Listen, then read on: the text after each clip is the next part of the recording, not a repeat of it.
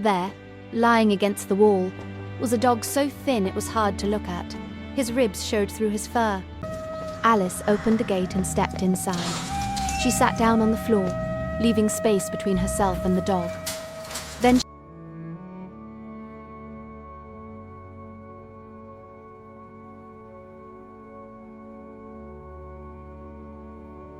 the dog slowly lifted his head.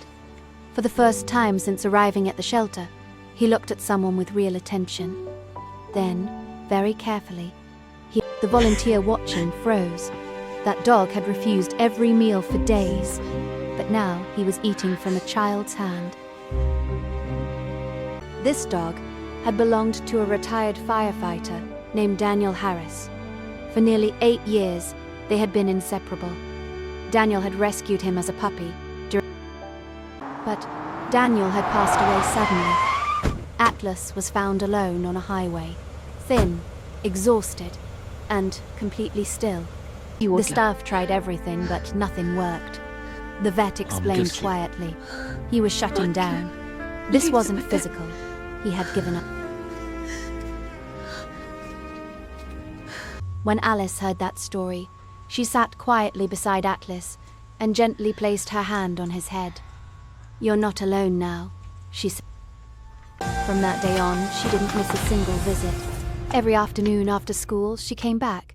She fed him from her hand, spoke to him softly. She never rushed. Little by little, things began to change. Atlas started lifting his head when he saw her. Then he began to stand. Then one afternoon, his tail moved for the... Alice asked her parents again, "Can he come home with us?" This time they didn't answer right away. He's waiting for her. A few days later, they went back to the shelter to... Before Alice realized what was happening, the paperwork was already being prepared. Atlas...